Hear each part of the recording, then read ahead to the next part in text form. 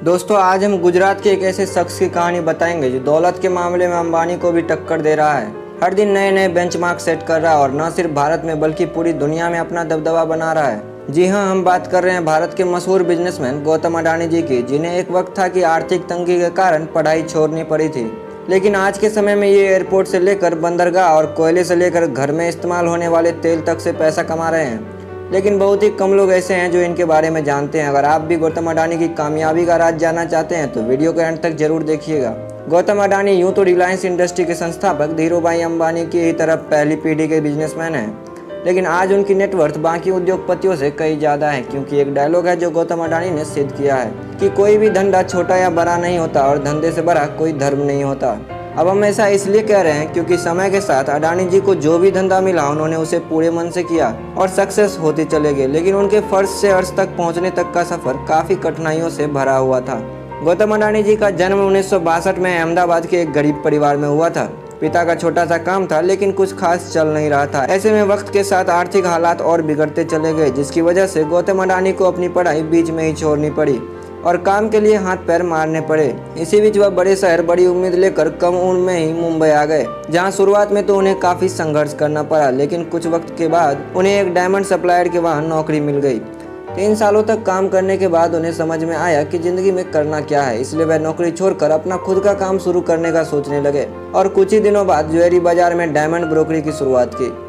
गौतम अडानी को अपनी ज़िंदगी का वाय पता था, यानी वो काम क्यों कर रहे हैं, इसलिए उन्होंने जी तोड़ मेहनत की और कम उम्र में ही धंधा दौरा दिया। लेकिन उनकी किस्मत चमकी 1981 से, जब उनके बड़े भाई ने उन्हें अहमदाबाद बुलाया। दरअसल उनके भाई ने सामानों को लपेटने वाली प्लास्टिक की एक कंपनी खरीदी, मगर वो चल नहीं रही थी क्योंकि जो कच्चा माल चाहिए था वो ज़रूरत के हिसाब से मिल नहीं पा रहा था। बाहर देशों से कच्चे माल को इंपोर्ट करना पड़ रहा था। ऐसे में इसे एक अवसर के तौर पर देखते हुए अडानी ने कांडला पोर्ट पर प्लास्टिक ग्रेन्यूल्स का आयात शुरू किया और 1988 में शुरू की अडानी एक्सपोर्ट, जिसका नाम बदलकर बाद में अडानी इंटरप्राइजेस कर दिया गया। इसमें धातु, एग्रीकल्चर प्रोडक्ट और कपड़े की कमोडिटी ट्रेडिंग होती थी। काम चल पड़ा तो कुछ ही सालों में ये कंपनी और अडानी इस बिजनेस से बड़ा नाम बन गए और फिर 1994 में अडानी इंटरप्राइजेस को शेयर बाजार में लिस्ट कर दिया गया। फिर साल आया 1995 का। ये वो साल था जिसने आज उनके इस मुकाम तक पहुंचने की नींव रखी, क्योंकि इस वक्त गुजरात सरकार पोर्ट डेवलपमेंट के लिए प्राइवेट कंपनी की तलाश कर रही थी। ऐसे में जैसे ही ये खबर अडानी तक पहुंची, उन्हें कमाई का एक और सोर्स नजर आया, इसलिए उन्होंने गुजरात के सबसे बड़े बंदरगाह मुंद्रा पोर्ट को ही खरीद लिया। मुंद्रा पोर्ट को खरीदने के बाद 1998 में गौतम अडानी ने अडानी पोर्ट्स और लॉजिस्टिक कंपनी की शुरुआत की। वैसे इस बंदरगाह की खासियत के बारे में बताएं तो करीब 8000 हेक्टेयर में फैला ये पोर्ट आज भारत का सबसे बड़ा निजी बंदरगाह है और इस पोर्ट से पूरे भारत के लगभग 1/4 माल की आवाजाही होती है। साथ ही यह जगह स्पेशल इकोनॉमिक जोन के तहत बना हुआ है, तो प्रमोटर कंपनी को कोई टैक्स भी देना नहीं पड़ता। इस जोन में power plant, private rail line और एक प्राइवेट एयरपोर्ट भी है। वैसे यहाँ गौर करने वाली बात है कि आज अडानी समूह देश के प्रमुख इंफ्रास्ट्रक्चर ग्रुप में से एक है। उनकी अडानी पोर्ट देश की सबसे बड़ी पोर्ट मैनेजमेंट कंपनी है और गुजरात, महाराष्ट्र, गोवा, केरला, आंध्र प्रदेश, तमिलनाडु और ओडिशा जैसे 7 समुद्री राज्यों में इनके 13 डोमेस्टिक पोर्ट्स हैं। अब जैसे जैसे समय गुजरता गया, अडानी खुद को ग्रो करते चले गए। वो लोगों के रसोइयों में पहुंच गए फॉर्च्यून के द्वारा। ये वही फॉर्च्यून है जिसका रिफाइन ऑयल आज हर घर में सुबह शाम दिन रात इस्तेमाल होता है।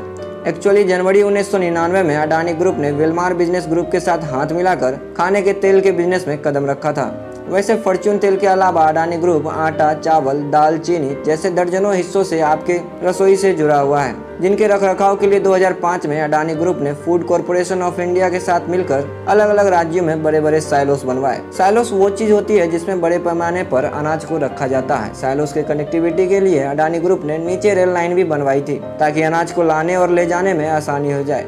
अब अडानी को काले कोयले में भी पैसा नजर आ रहा था। उन्होंने डोमेस्टिक इलेक्ट्रिसिटी का जनरेशन किया और बड़े बड़े राज्यों को बिजली सप्लाई करनी शुरू की।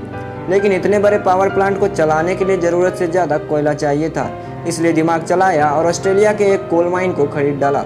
फॉर्च्यून इंडिया मैगजीन के मुताबिक 2010 में अडानी ने लिंक एनर्जी से 12,147 करोड़ में कोयला खदान खरीदी थी। इस खदान में 7.8 बिलियन टन के खनिज भंडार हैं, जो हर साल 60 मिलियन टन कोयला पैदा कर सकती है।